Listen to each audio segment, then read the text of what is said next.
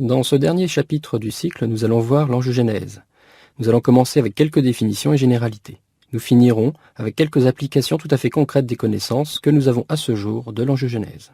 Dès 1508, Léonard de Vinci fait état des connaissances sur le réseau vasculaire et sur le système cardiovasculaire en général en anatomie humaine.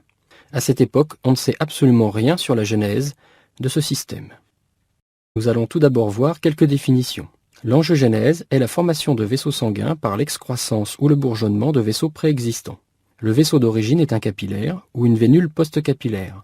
Les vaisseaux formés par ce processus sont des capillaires. La structure des capillaires est une monocouche de cellules endothéliales plus ou moins associées à des cellules musculaires, les péricytes pour les capillaires et les cellules musculaires lisses pour les veines et artères. L'artériogenèse est la formation des artères à partir des capillaires. Enfin, la vasculogenèse est la formation de vaisseaux de novo à partir de cellules précurseurs endothéliales. C'est la formation des premiers vaisseaux vasculaires embryonnaires. C'est également l'extension du réseau vasculaire par le biais de l'incorporation de précurseurs endothéliaux. La vasculogenèse est particulièrement importante au cours de l'accroissement du réseau vasculaire du foie, des poumons et du cœur chez l'adulte. Au contraire, l'angiogenèse est prédominante dans le cerveau et le rein. L'angiogenèse répond à un besoin accru en apport d'oxygène et nutriments. Elle a donc lieu dans les tissus en développement et lors de la réparation tissulaire. Il faut savoir par exemple que l'oxygène ne peut diffuser qu'à environ 150 micromètres d'un capillaire. Un tissu en expansion est donc rapidement le siège d'une hypoxie. L'une des réponses physiologiques à l'hypoxie est l'angiogenèse. L'angiogenèse est donc rare dans les conditions physiologiques. On la retrouve au niveau de l'embryogenèse, lors de l'entraînement à une activité sportive, puisqu'il y a une augmentation de la masse musculaire, la formation du placenta ou au cours des cycles menstruels. Dans des conditions un petit peu plus pathologiques, on va la retrouver au cours de la cicatrisation. On retrouve par contre fréquemment l'angiogenèse dans des conditions pathologiques. Les affections ophtalmiques, telles que la rétinopathie proliférative diabétique, les affections dermatologiques comme le psoriasis, ou immunitaires ou inflammatoires comme la polyarthrite rhumatoïde, les pathologies dégénératives comme l'athérosclérose. Le dernier exemple de pathologie dans lequel on retrouve une angiogenèse importante est le cancer, qui de toute façon est un tissu en expansion. On retrouve à gauche la structure d'un capillaire essentiellement formé de cellules endothéliales qui constituent l'intima ou la couche interne du vaisseau. L'intima est entouré d'une couche de matrice extracellulaire, la lame basale, essentiellement formée de laminine, fibronectine et collagène 4. À droite, on voit une analyse en microscopie électronique à transmission de capillaires qui sont essentiellement formés d'une cellule endothéliale. Nous pouvons observer le noyau sur la partie haute du capillaire qui est protrusif, le cytoplasme qui délimite le vaisseau. Sur la figure de gauche, on voit un petit peu de dépôt de matrice extracellulaire entre les cellules endothéliales et les cellules péricapillaires, ici des péricytes.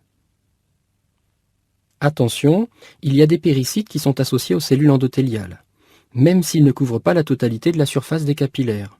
C'est pour cela que vous retrouverez l'information que les cellules endothéliales des capillaires ne sont pas associées à des péricytes. Cette association existe bien, mais pas sur la totalité de la surface. Si l'angiogenèse est la formation d'un vaisseau à partir d'un vaisseau préexistant, cela signifie que ce premier vaisseau mature est déstabilisé. En d'autres termes, la formation d'un vaisseau nécessite de déstabiliser le vaisseau préexistant, dont va naître un bourgeonnement vasculaire. Ce bourgeonnement vasculaire régressera si celui-ci n'est pas fonctionnel. Il peut également régresser si le stimulus angiogénique, à l'origine de sa formation, disparaît avant la fin de la formation du vaisseau, donc avant sa stabilisation. Voici de façon simplifiée les étapes de l'angiogenèse. Le programme d'angiogenèse est déclenché en réponse à un stimulus physiologique ou pathologique. Il est fragmenté ici en 5 étapes. Tout d'abord, la réception du stimulus angiogénique par les cellules endothéliales va induire la dégradation de la lame basale. En réalité, la première réponse au stimulus est l'augmentation de la perméabilité vasculaire. Cela permet une exsudation de plasma, donc un dépôt de fibrinogène, fibrine et fibronectine dans le tissu environnant. Ce dépôt de matrice provisoire constituera un terrain propice à la migration des cellules endothéliales. En effet, les cellules endothéliales ne peuvent migrer correctement dans toutes les matrices que l'on trouve dans les différents tissus. La troisième étape est la formation du bourgeon endothélial constitué de l'émergence de certaines cellules à partir du capillaire. Les cellules endothéliales migrent, se divisent et enfin s'organisent à nouveau en vaisseau qui sera fonctionnel lorsqu'il sera mature. La maturation du vaisseau correspond au dépôt de matrice extracellulaire pour constituer la lame basale et au recrutement de cellules non endothéliales.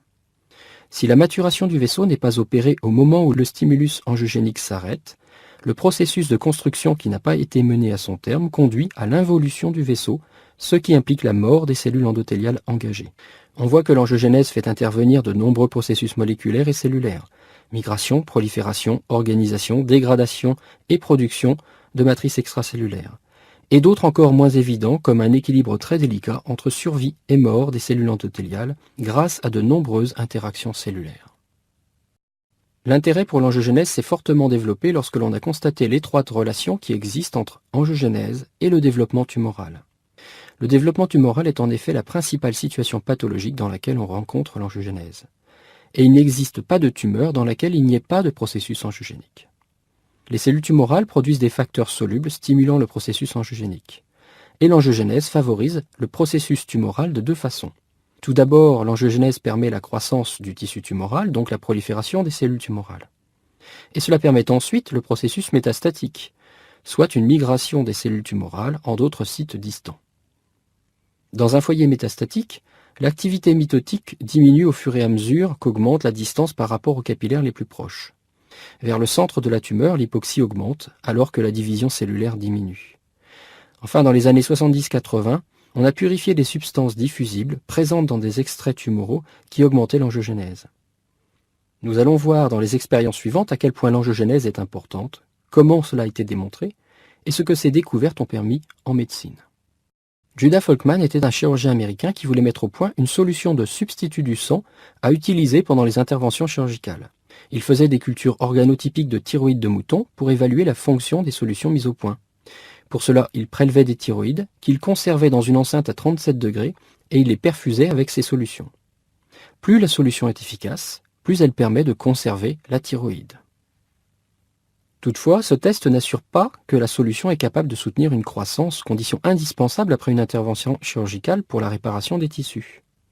Pour répondre à cette question, il implante des cellules tumorales dans la thyroïde et mesure la taille des tumeurs en fonction des solutions qu'il perfuse. Pour compléter son étude, il fait des coupes histologiques qu'il observe au microscope. Il fait l'observation suivante. Les masses tumorales de faible taille sont blanches, sans vascularisation. Les masses tumorales importantes sont richement vascularisées. Cette corrélation lui permet de conclure que les cellules tumorales ne se développent pas dans un environnement avasculaire. Cela le conduit à publier en 1972 l'article dans lequel il dit que lorsqu'une tumeur est apparue, toute croissance de la population cellulaire tumorale doit être précédée par une augmentation du réseau vasculaire qui converge vers la tumeur. En d'autres termes, la croissance des tumeurs solides est dépendante de l'angiogénèse. Et cette dépendance constitue un point de faiblesse pour les tumeurs, c'est leur talon d'Achille. L'idée sous-jacente est que si on parvient à neutraliser l'angiogénèse, on va freiner la croissance du tissu tumoral. Folkman écrit en 1972 que les tumeurs sont dépendantes de l'angiogénèse. Il envisage sérieusement de cibler l'angiogénèse en thérapie 24 ans après. Simplement parce que le fait est très démontré en 1996 et surtout que les connaissances sont suffisantes pour qu'une telle stratégie anticancéreuse apparaisse non seulement d'intérêt, mais réalisable. En particulier depuis la découverte de l'angiostatine et de l'endostatine dont l'existence n'est pas encore connue du public, car les travaux correspondants ne sont pas publiés, Folkman imagine sûrement avoir les outils pour lancer l'ère de la thérapie anti-angiogénique. Il y a deux principales raisons de s'attaquer aux tumeurs par le biais de l'angiogénèse. La première est la dépendance du développement tumoral vis-à-vis de l'angiogénèse. La deuxième est la stabilité génétique des cellules endothéliales, qui sont des cellules normales dans le tissu tumoral. Ces cellules, sont les mêmes au cours du temps du développement tumoral et les mêmes d'une tumeur à l'autre, d'un individu à l'autre. Ainsi, cibler les cellules endothéliales et l'angiogénèse serait une thérapie antitumorale quasi universelle, même si ce n'est jamais dit avec autant d'enthousiasme.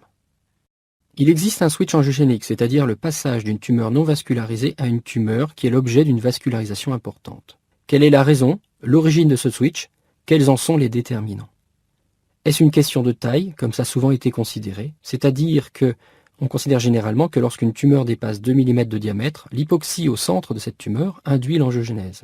Donc selon cette conception, une tumeur ne peut croître au-delà de 2 mm de diamètre sans vascularisation. Il pourrait également être lié aux altérations des cellules tumorales. Au-delà d'un certain stade de l'évolution tumorale, les cellules tumorales produisent des agents stimulateurs de l'angiogénèse, comme le VEGF, le FGF. Le switch angiogénique serait donc véritablement partie des étapes de progression tumorale. Nous allons voir à présent les principaux facteurs qui influencent l'angiogénèse physiologique comme pathologique. Il y a tout d'abord la sécrétion de facteurs de croissance dans le micro-environnement de l'organe, comme le VEGF, l'EGF, le FGF et d'autres encore. Les stress métaboliques, comme l'hypoxie, une diminution de pH ou l'hypoglycémie qui vont induire l'angiogénèse.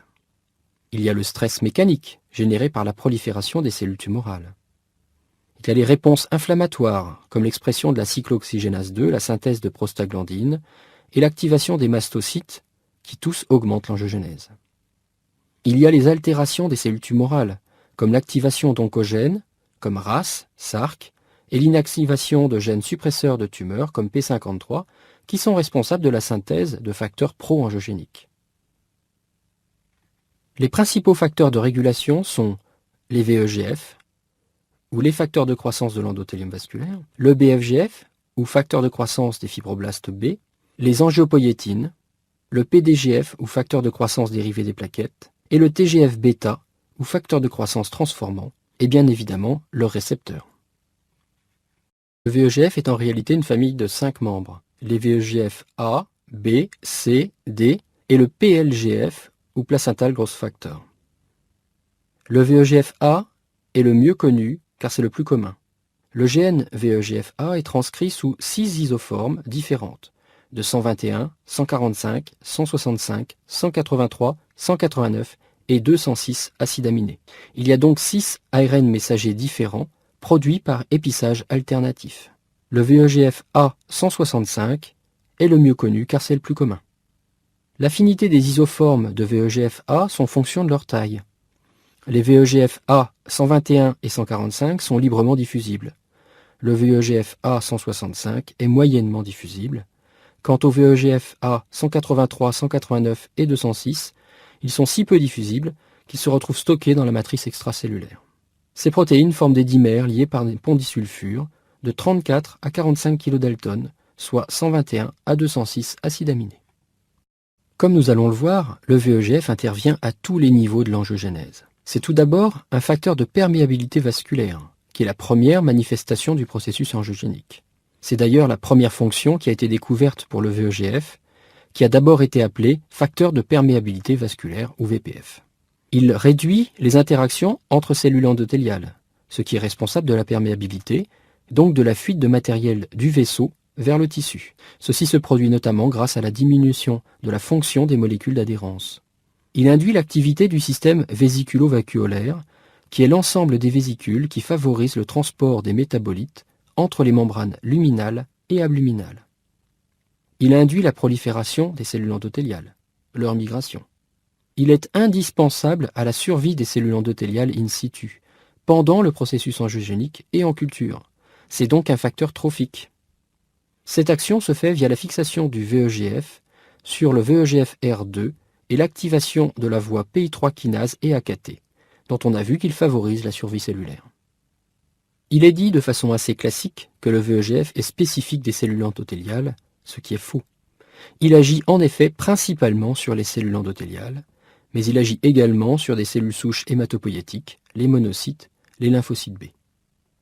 Il mobilise les cellules souches hématopoïétiques de la moelle osseuse, dont font partie les progéniteurs endothéliaux, qui sont responsables de la vasculogénèse. La vasculogénèse et l'angiogénèse sont donc imbriqués via le VEGF. Enfin, il est indispensable à l'angiogénèse, quelles que soient les conditions physiologiques ou pathologiques. Pour se rendre compte de l'importance du VEGF dans l'angiogénèse, et notamment au cours du développement embryonnaire, il suffit d'invalider ce gène chez la souris. Ceci a été réalisé pour tous les VEGF, et voici une illustration du phénotype obtenu lorsqu'il s'agit du VEGF-A. Vous voyez ici 2 embryons dont le gène du VEGF-A a été invalidé, soit de façon hétérozygote à droite, soit homozygote à gauche. Pour l'animal de droite, un gène du VEGF est encore fonctionnel, alors que celui de gauche n'en a plus. On observe qu'en présence d'un gène du VEGF, un réseau vasculaire minimum peut se développer. Mais dans les deux cas, les animaux meurent in utero. Ces résultats démontrent l'importance du VEGF-A dans le processus de la formation du réseau vasculaire. Un tel phénotype est extrêmement rare car en général l'invalidation d'un gène n'est létale qu'à l'état homozygote. En général, la fonction des produits de gènes est redondante, la fonction de l'un pouvant compenser le défaut de l'autre. En conséquence, l'invalidation d'un gène ne se traduit pas forcément par la perte de fonction importante. Les résultats obtenus ici démontrent qu'il n'y a pas d'autre gène que celui du VEGF-A pour remplir la fonction du VEGF-A. Il existe 3 récepteurs associés au VEGF, le VEGFR1, VEGFR2 et le VEGFR3, qui sont tous des récepteurs à activité tyrosine kinase. Le VEGFR1 est exprimé par les cellules endothéliales et les monocytes. Il est exprimé en permanence par les cellules endothéliales de l'embryon à l'adulte. Il a donc une fonction vasculaire permanente. L'absence de VEGFR1 chez la souris conduit à une désorganisation des vaisseaux qui sont perméables et hémorragiques, qui se traduit par la mort au stade embryonnaire. La fonction de ce récepteur est mal définie. On pense qu'il est plutôt impliqué dans la migration. Il induit un faible effet mitogène seul. Le VEGFR2 est exprimé par les cellules endothéliales et les précurseurs hématopoïétiques. L'absence de VEGFR2 chez la souris KO conduit à l'absence de cellules endothéliales, donc de réseau vasculaire, et à l'absence de cellules hématopoïétiques. Cet état est bien évidemment létal au stade embryonnaire. Ce récepteur est donc très important pour la différenciation endothéliale. Il est exprimé par les cellules endothéliales de l'embryon et les cellules endothéliales en prolifération chez l'adulte, mais très peu, voire pas, par les cellules endothéliales quiescentes chez l'adulte. Il y a donc une corrélation entre son expression et le processus angiogénique. Enfin, le VEGFR3 est exprimé par les cellules endothéliales des vaisseaux lymphatiques. Dans les tumeurs, l'induction du signal VEGF a 2 origines. L'hypoxie, qui est une régulation physiologique. L'hypoxie induit la synthèse du VEGF par le biais de la transcription du gène correspondant. Nous verrons ultérieurement ce mécanisme. La seconde origine correspond aux altérations génétiques des cellules tumorales, qui produisent du VEGF de façon constitutive. C'est une induction permanente, dérégulée, pathologique, qui n'a aucun sens du point de vue physiologique. Ces 2 sources de VEGF contribuent à une croissance très importante du réseau vasculaire et de façon souvent supérieure à la demande. Le VEGF agit de concert avec d'autres facteurs qui régulent et contrôlent son action. Il y a notamment 4 angiopoïétines 1, angiopoïétine 1 à 4, qui sont des protéines très homologues d'environ 70 kDa. Les angiopoïétines sont exprimées par des cellules non endothéliales.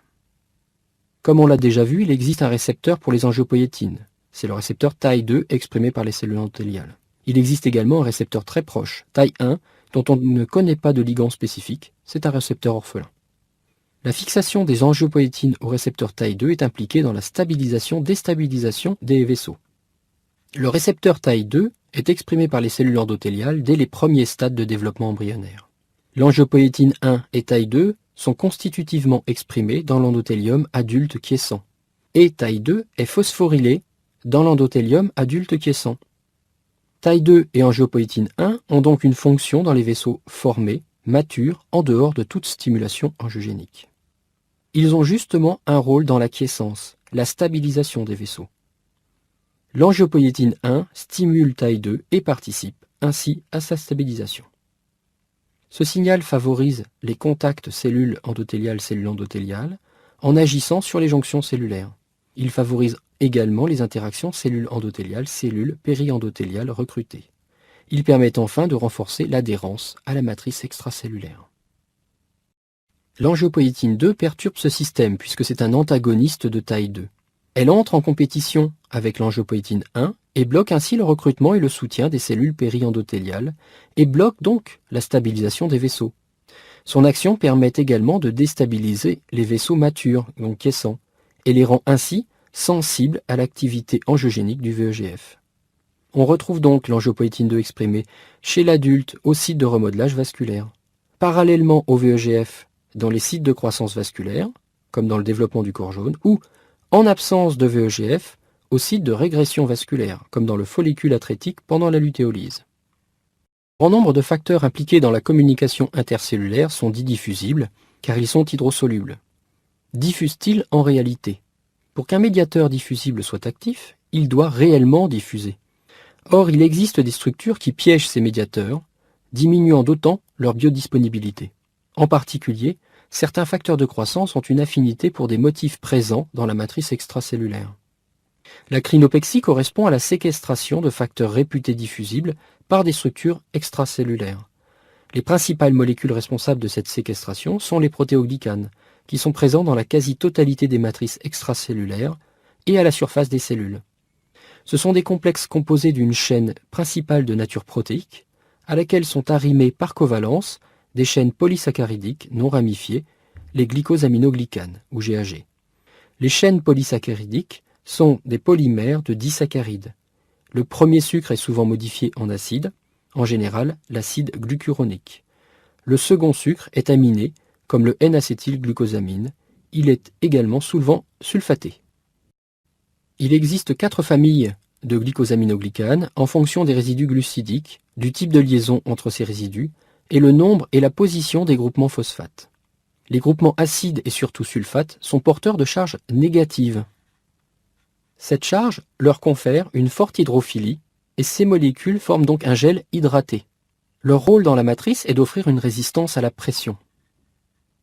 C'est également au niveau des groupements chargés que s'effectue l'interaction responsable de la séquestration des médiateurs tels que le VEGF, le BFGF, le TGF-bêta et HGF.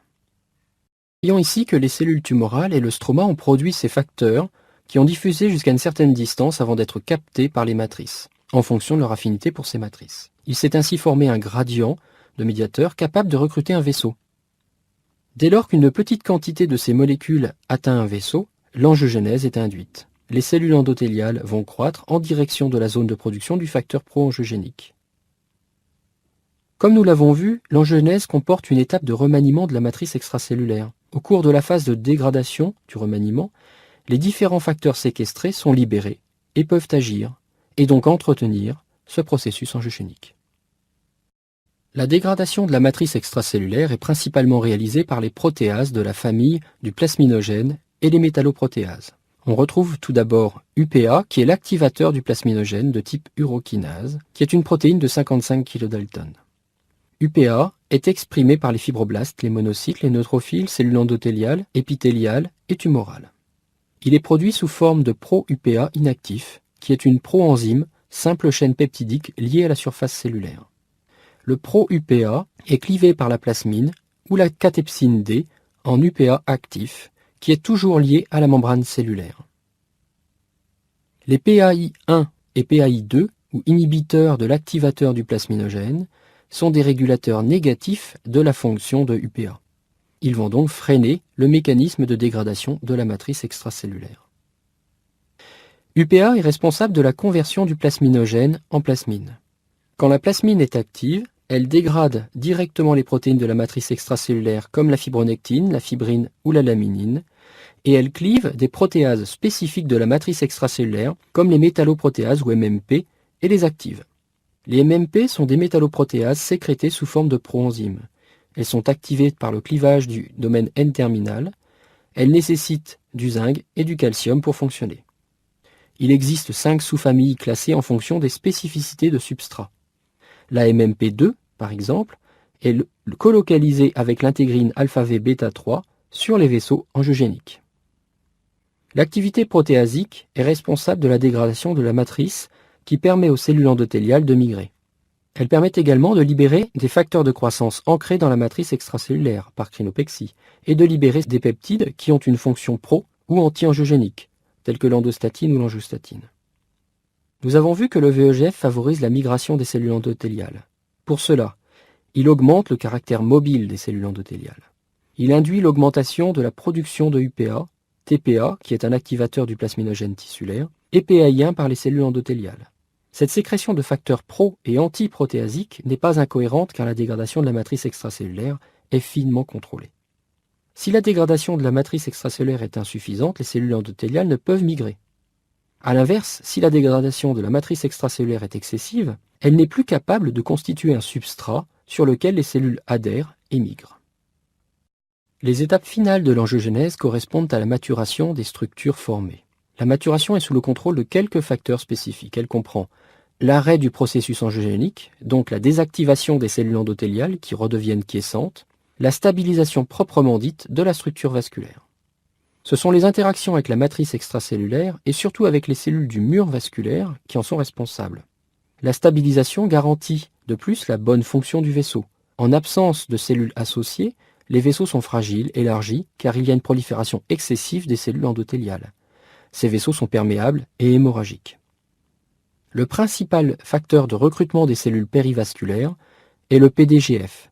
Il est produit par les cellules endothéliales, c'est un dimère de 45 kDa. Les cellules mésenchymateuses expriment le récepteur associé, PDGFR-B, ce qui permet d'être sensible. L'angiopoïétine 1 est également un facteur très important dans le recrutement des cellules du mur vasculaire. Elle est produite par les cellules recrutées, le récepteur étant exprimé par les cellules endothéliales. Ces deux facteurs sont la base de la communication entre les cellules endothéliales et les cellules recrutées. L'absence de PDGF ou d'angiopoïétine 1 ou des récepteurs correspondants conduit à l'absence de cellules associées aux cellules endothéliales. Les vaisseaux sont hémorragiques. Un tel phénotype est observable chez la souris KO pour le récepteur du PDGF ou le PDGF, ce qui est responsable de la mort périnatale. Lorsque les cellules mésenchymateuses recrutées entrent en contact avec les cellules endothéliales, d'autres facteurs sont produits, qui sont véritablement responsables de la maturation du vaisseau. Ces facteurs diminuent la prolifération des cellules endothéliales, induisent la différenciation des cellules mésenchymateuses en péricytes, ce qui se traduit par l'expression de l'actine du muscle lisse ou actine alpha-SM, induisent la production des protéines de la lame basale par les deux types cellulaires. Apparaît alors un vaisseau constitué des cellules endothéliales de l'intima, entouré de la lame basale, et enfin des cellules périendothéliales. Le tout constitue une structure stable. Principalement le TGF-bêta, ou facteur de croissance transformant bêta, qui est responsable des effets du contact entre les cellules endothéliales et les cellules mésenchymateuses. TGF-bêta 1 appartient à une famille de 3 molécules apparentées de 1 à 3. Son expression est ubiquitaire. Son activité est pléiotrope car toutes les cellules expriment des récepteurs spécifiques et répondent d'une façon ou d'une autre au TGF-bêta. Chaque isoforme a des effets biologiques différents, mais avec une forte redondance, une expression qui diffère en fonction des tissus et au cours du développement. Ils interviennent notamment dans la régulation de la prolifération, de la différenciation, de l'apoptose, l'immunosuppression, l'angiogénèse, la réparation tissulaire, le dépôt de matrice extracellulaire, la mobilité, l'adhérence, etc. TGF-bêta 1 est le prototype de cette famille. Son nom vient du fait que sa première fonction découverte est celle de permettre la croissance de fibroblastes de rat en absence d'ancrage. Il est constitué de 112 acides aminés, ce qui fait 12,5 kDa. Mais il existe sous la forme d'un homodimère avec un pont disulfure à l'état physiologique de 25 kDa. Il est sécrété sous une forme latente et doit subir une activation pour se fixer à son récepteur. L'invalidation du TGF-bêta 1 chez la souris KO est responsable de la mort à l'âge de 3-4 semaines suite à des syndromes inflammatoires massifs, ce qui est en relation avec son rôle immunosuppresseur majeur. Par contre, les animaux qui surexpriment le TGF-bêta 1 n'ont aucun phénotype particulier, ce qui montre que l'activité du TGF-bêta 1 n'est pas directement liée à la quantité de la protéine TGF-bêta 1, mais qu'il existe des régulations qui conditionnent son activité après sa libération. Il existe 3 récepteurs, TGF-bêta R3, R2 et R1. L'endoglyne est un récepteur TGF-R3-like spécifique des cellules endothéliales. La signalisation par le TGF-bêta met en œuvre un grand nombre de niveaux de régulation, au niveau de la synthèse, de la sécrétion, de la crinopexie et de l'activation par protéolyse. Au final, c'est un facteur que l'on peut retrouver un peu partout dans les matrices extracellulaires, mais son activation est si bien régulée qu'il ne va agir qu'en des sites particuliers. La production du TGF-bêta est assez complexe. Le précurseur du TGF-bêta 1, le pro-TGF-bêta 1, est une protéine d'environ 390 acides aminés. Ce polypeptide subit une série de modifications dans le Golgi. Il s'homodimérise via des ponts disulfures. La protéine est ensuite protéolysée par une endopeptidase, la furine. Les peptides LAP et TGF-bêta 1 qui en résultent restent associés de façon non covalente. Dans la majorité des cas, la protéine LTBP vient se fixer à LAP en fin de maturation via des ponts disulfures. 2 complexes peuvent donc être sécrétés, le SLTC, petit complexe TGF-bêta latent, et le LLTC, grand complexe TGF-bêta latent. Sous ces formes, le TGF-bêta est inactif, incapable de se fixer à ses récepteurs. Le TGF-bêta est sécrété par les cellules sous forme d'un complexe inactif. 2 TGF-bêta liés par covalence via un pont disulfure, plus 2 protéines LAP également liées par covalence, 2 ponts disulfure, et la protéine LTBP associée par covalence à LAP. Les protéines LTBP sont des protéines de la matrice extracellulaire appartenant à la famille des microfibrilles, souvent associées au tissu élastique. La présence de LTBP est responsable de la fixation rapide du complexe à la matrice extracellulaire après sa sécrétion. Le TGF-bêta latent peut également rester adhérent à la surface cellulaire. La protéolyse de LAP par la plasmine altère l'interaction entre TGF-bêta et libère le TGF-bêta. Dans certaines cellules tumorales, le manque d'expression de LTBP provoque la rétention de TGF-bêta, ce qui l'empêche d'exercer son effet biologique. Le complexe TGF-bêta latent composé de TGF-bêta, LAP et LTBP est localisé à la surface des cellules mésenchymateuses. L'activité de la plasmine est restreinte à la surface des cellules endothéliales. Le contact hétérotypique, donc entre les deux types cellulaires différents, permet l'activation du LTGF-bêta, ce qui libère le TGF-bêta biologiquement actif. Le TGF-bêta actif agit sur les deux types cellulaires. Il induit une augmentation de l'activité PAI1 des cellules endothéliales, qui est responsable d'une répression de l'activation du TGF-bêta, ce qui constitue un rétrocontrôle négatif. Au final, le TGF-bêta inhibe la prolifération des cellules endothéliales, notamment en réprimant leur expression de VEGFR2, ce qui inhibe leur capacité de réponse au facteur angiogénique VEGF, réduit la production de UPA par les cellules endothéliales et augmente la production de PAI1 par les cellules endothéliales, ce qui stoppe leur migration, induit la production des protéines de la lame basale. Tous ces effets participent à l'arrêt du processus angiogénique. Comme nous l'avons déjà vu, l'hypoxie est un facteur important d'induction de l'angiogénèse. Elle survient lorsque la distance entre deux capillaires est environ supérieure à 100 micromètres. L'hypoxie est une origine physiologique de l'angiogénèse tumorale. IF1, ou facteur inductible par l'hypoxie, est le facteur principal responsable de la réponse des cellules à l'hypoxie. Il est composé de deux protéines, IF1-alpha et IF1-bêta, toutes les deux responsables de la fonction. IF est une protéine de liaison à l'ADN. Il induit la transcription des gènes qui possèdent un élément de réponse à IF, ou HRE, c'est-à-dire un site de fixation spécifique au niveau de leur promoteur. C'est essentiellement la quantité de IF1-alpha qui est régulée par la quantité d'oxygène. Dans les conditions physiologiques, IF1-alpha est produit de façon constante et dégradé de façon comparable. Il est ubiquitiné, ce qui l'oriente vers le protéasome, qui le dégrade. L'ubiquitination est réalisée par une ubiquitine ligase, la protéine von Hippel-Lindau, ou VHL. L'ubiquitination se produit au niveau d'un résidu proline hydroxylé. L'hydroxylation est réalisée par une prolyle hydroxylase. La fonction de la prolyle hydroxylase est dépendante de l'oxygène qui est le substrat de la réaction. Elle n'est donc active qu'en présence d'un taux d'oxygène correspondant à la norme oxy.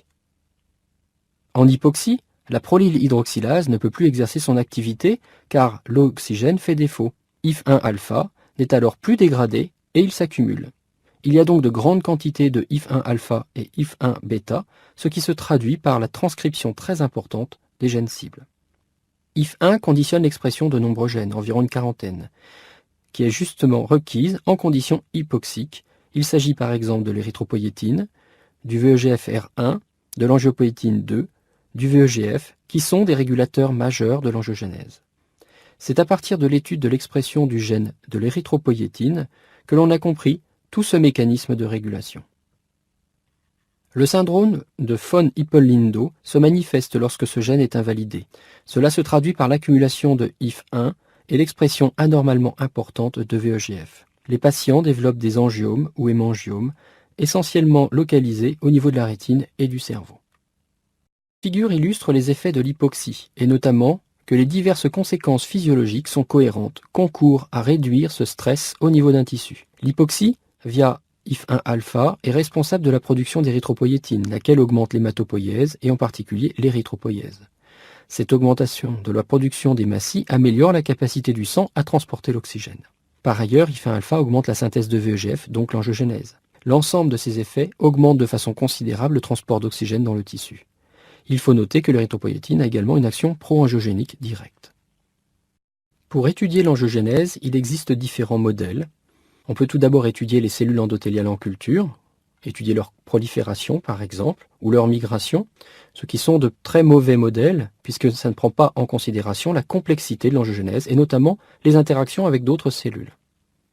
Il existe également des modèles in vivo chez l'animal. En voici un exemple. Il s'agit du modèle dit de la cornée de lapin, c'est-à-dire que l'on va implanter dans la cornée, qui est une structure avasculaire, un biomatériel qui est normalement imbibé d'un facteur dont on veut savoir s'il est pro-angiogénique ou non. On voit ici que le matériel que l'on a implanté est à l'origine d'un développement vasculaire, lequel vient vers ce biomatériel qui est dans l'œil. On démontre ainsi que la substance qui était imprégnée est pro-angiogénique. Nous allons voir à présent qu'il y a un dernier paramètre à prendre en considération quand on étudie l'angiogenèse et les thérapies anti-angiogéniques. Il faut bien avoir ici en mémoire que l'angiogenèse est un processus très finement régulé par un grand nombre de facteurs spécifiques qui en contrôlent chaque étape. L'angiogenèse tumorale est le résultat de la réponse physiologique à l'hypoxie dans toutes les cellules de la masse tumorale et la production ou activation de facteurs angiogéniques dans les cellules tumorales. L'excès de facteurs angiogéniques conduit à un excès d'angiogenèse et surtout à une angiogenèse mal contrôlée, donc produisant des vaisseaux anormaux plus ou moins fonctionnels. Les vaisseaux sont tortueux, borgnes, donc forment des impasses, et ont une perméabilité importante. Attention, tous les vaisseaux ne sont pas anormaux. Et même les vaisseaux anormaux ne sont pas complètement dénués de fonction pour autant. Si bien que les vaisseaux angiogéniques apportent globalement un bénéfice à la tumeur. Ce bénéfice serait simplement encore plus important si l'angiogenèse n'était pas exubérante. Normalement, les vaisseaux borgnes régressent. Les contraintes mécaniques dues au débit sanguin conditionnent la survie des cellules endothéliales. En l'absence de flux sanguin et donc de contraintes, les cellules endothéliales meurent par apoptose. Dans la tumeur, l'excès de VEGF, qui je vous le rappelle est un facteur trophique des cellules endothéliales, favorise leur survie, ce qui permet à des structures non fonctionnelles de subsister. Vous pouvez voir ici un moulage du réseau vasculaire dans un tissu normal à gauche et tumoral à droite. Comme évoqué précédemment, les vaisseaux tumoraux sont d'abord très nombreux, tortueux et surtout borgnes. Lorsque l'on fait surexprimer le VEGF dans un tissu, comme cela se fait dans une tumeur, voici ce que l'on observe. La production des vaisseaux est très importante, mais leur stabilisation et leur remodelage ne se font pas. Le réseau vasculaire est anormal, donc peu fonctionnel. La surexpression du VEGF conduit à des anomalies très semblables à celles observées dans une tumeur. Ceci démontre que le VEGF a à lui seul le potentiel d'induire ces anomalies. Dans la réalité, le VEGF est le principal responsable, mais il n'est pas le seul impliqué dans l'angiogenèse exacerbée et anormale. C'est pour cette raison que la voie de signalisation du VEGF est la cible principale des stratégies anti-angiogéniques. On voit sur ce schéma la voie de signalisation du VEGF. Le VEGF est un médiateur diffusible qui se fixe à son récepteur et qui possède une activité de tyrosine kinase, lequel, lorsqu'il est activé et phosphorylé, recrute un certain nombre d'effecteurs intracellulaires comme P85 PI3 kinase, PLC gamma, SOS GRB2, donc la voie des MAP kinases, qui initie les voies que nous avons déjà vues. À partir de la connaissance de cette voie de signalisation, on peut imaginer un certain nombre de moyens pour la neutraliser. Tout d'abord, en bas à droite, à la façon de l'IRSA pour les récepteurs de l'EGF, on a développé de petites molécules chimiques qui inhibent la fonction tyrosine kinase du récepteur et qui bloquent ainsi l'entrée de l'information dans la cellule. Un peu au-dessus, on peut neutraliser le récepteur VEGFR2 à l'aide d'anticorps qui se fixent sur ce récepteur et empêchent la fixation du VEGF ou induisent son endocytose. On peut également ajouter des récepteurs solubles qui captent le VEGF diffusible pour le soustraire du milieu afin qu'il ne puisse plus se fixer sur son récepteur à la surface des cellules endothéliales. Ce sont en quelque sorte des pièges à VEGF. Le même principe peut être utilisé avec des anticorps anti-VEGF. Tous ces moyens sont basés sur la neutralisation de la fonction de protéines, mais on peut également s'attaquer à l'expression de ces protéines. On pourrait ainsi administrer des ARN antisens ou des siRNA pour inhiber l'expression du VEGF, du VEGFR ou d'autres intervenants pour réduire la signalisation du VEGF. L'ensemble de ces stratégies ont été étudiées et un certain nombre d'agents ciblant cette voie de signalisation du VEGF sont soit utilisés en clinique, soit en routine, soit dans des essais cliniques. Bien évidemment, ces stratégies ont été appliquées pour d'autres facteurs également que le VEGF. L'Avastin, ou bevacizumab, est un anticorps dirigé contre le VEGF qui a été éprouvé en clinique en 2004. C'est le premier agent spécifiquement anti-angiogénique approuvé en clinique. Il y a donc eu 32 ans entre l'évocation de Folkman selon laquelle l'angiogenèse doit être ciblée pour neutraliser la croissance tumorale et l'utilisation routinière d'un agent anti-angiogénique.